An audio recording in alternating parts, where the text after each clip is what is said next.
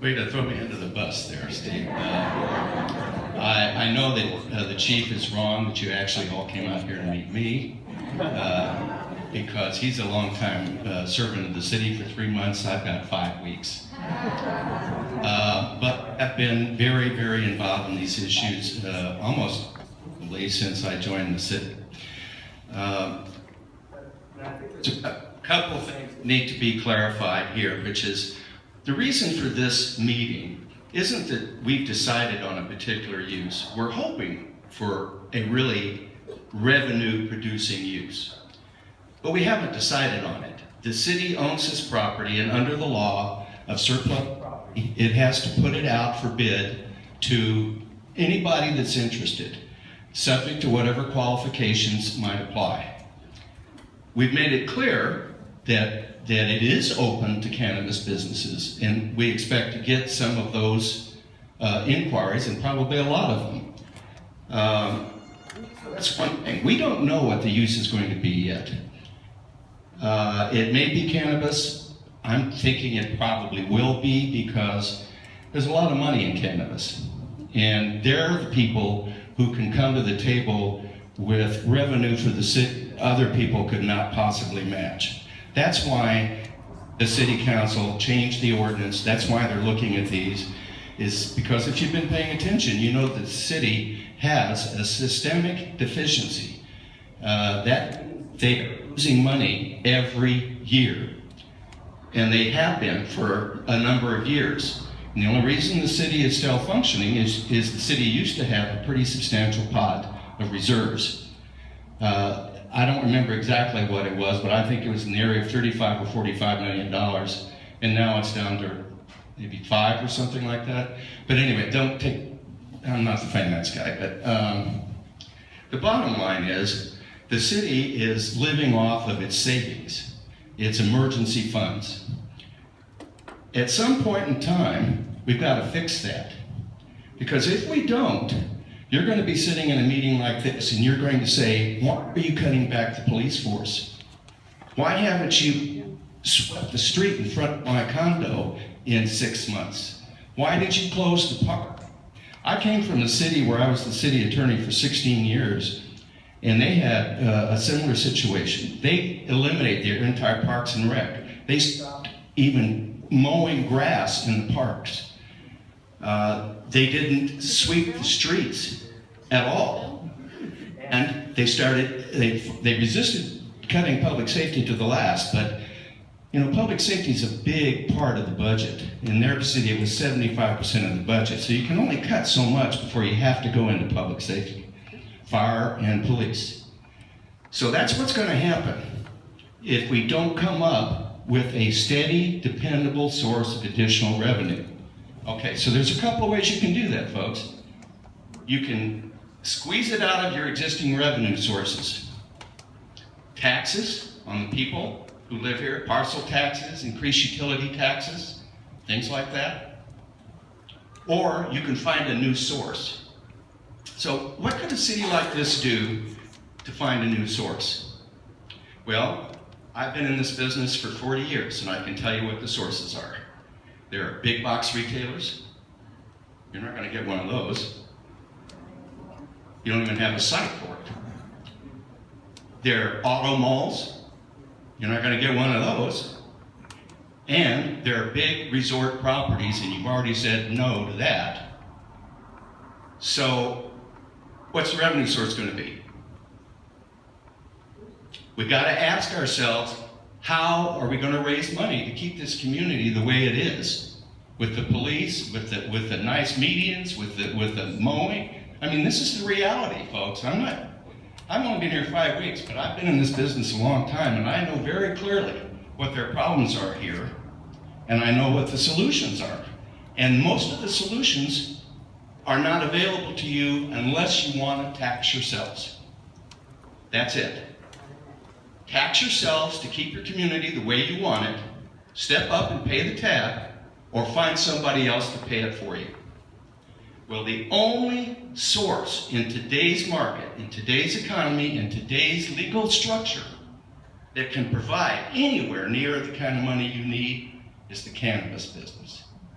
It generates so much cash, so much revenue, that they are willing to make deals that nobody else will.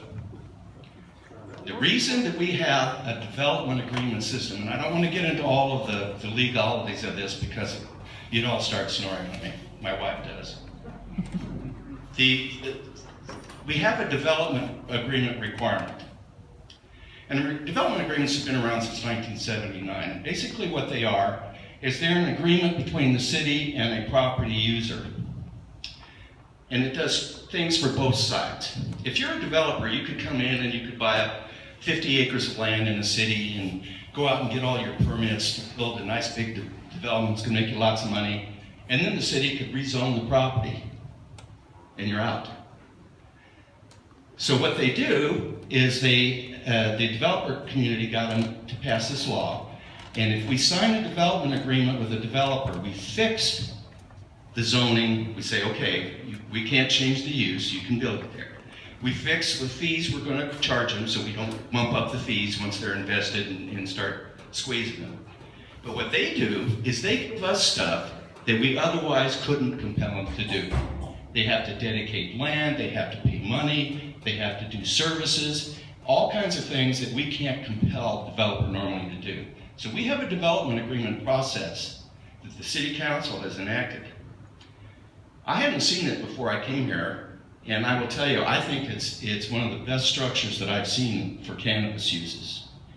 And the reason is that it takes it out of fees and taxes and all those areas and puts it into a contract between us and the cannabis user, where both of us get consideration. They give us something, we give them something, it's a contract, and it's much more defensible. And on top of that, on this site, we're the owner. As a condition of selling the property, we can impose things on them just because we're the owner. Forget that we're a public entity. We can limit the use of the property, we can do all kinds of things. Tony spoke about the CUP process, which is a very important process for cities. But the CUP process is, as far as I'm concerned, is a small caliber weapon in this deal. The big gun is going to be the development agreement. And it's going to be the deed that we convey the title for. And by the way, I think that at least might make sense, but here's the reason it probably will not be used. Because the federal law still doesn't allow for cannabis uses, and of course many states have adopted them, and that wave is building, and who knows what will happen, but right now it doesn't. And a landlord who leases to an illegal drug source can lose their property by forfeiture to the federal government for it being an instrumentality of federal illegally drug sales. Well, we're not going to. I mean, we're saying lease is an option because we don't know what the end user is going to be. If it's a bottle cap manufacturer, we might lease it. If it's a cannabis use, I mean, I don't know what the other staff's going to say. I'm going to tell the city council, no, we sell it to them. But what we do is we put in a deed restriction that says if you violate your CUP, you get to take the property back. That's the way that we bring the big gun into it. So there are a lot of things that we're going to be working to do to tie these guys down. We're aware of, I've litigated against probably 30 illegal dispensaries and closed every one of them down. And this business was characterized for a long time by, let's call it spade, by really sleazy people. But it isn't anymore. It's a maturing business. There's big capital coming into it from all over. I've been contacted because of my experience in cannabis by a number of big investor groups that wanted to hire me for their side. And I said, no, I don't go to the dark side. So there's a lot of big business on the way to run these things. And they're going to be run as good businesses because that's how they make money. There's going to be flyers in there. There's going to be bad operators, of course there are. But it's a maturing business that is the wave of the future, whether you like it or not. Anyway, I just wanted to pick that all up and to tell you that this is being held well before we would normally hold a meeting on a land use. And it's because the anticipation is that it might be a land use involving cannabis. And the city felt you folks should know that as early in this process as you can. It doesn't mean that we came here completely dedicated to doing a cannabis facility, because believe me, if a non-cannabis facility walks in and is willing to give us a percentage of their gross revenue and it beats the cannabis, they're gone. But the obligation is to try and generate the maximum revenue that will keep your community looking like this. So anyway, that's my spiel as I tell. In one of the cities where I was the city attorney, we required for dispensaries, they have these electronic machines. And the purchaser of the cannabis walks in, and of course it's all on camera, so the police department and the city staff can check everything that goes on. They walk in and they put the money for their purchase in the machine. The machine, real time, reports that to the city finance department. It then releases the portion that goes to the dispensary and retains the portion that is owed to the city. So you can see how much trust cities I work with had in dispensaries. I've never seen it done in any other kind of business. So because it is a cash business, because they can't have bank accounts in institutions, it's an all cash business. But we know that. We didn't just fall off the turnip truck. I mean, we know that. So we're going to do what we can to inhibit that problem. And here's the other thing. This is the reason I think it's good that you have a facility that's good for manufacturing is that's the least intrusive use in a city. It's less, well, you're going to have something there, ma'am. You're going to have something in that building.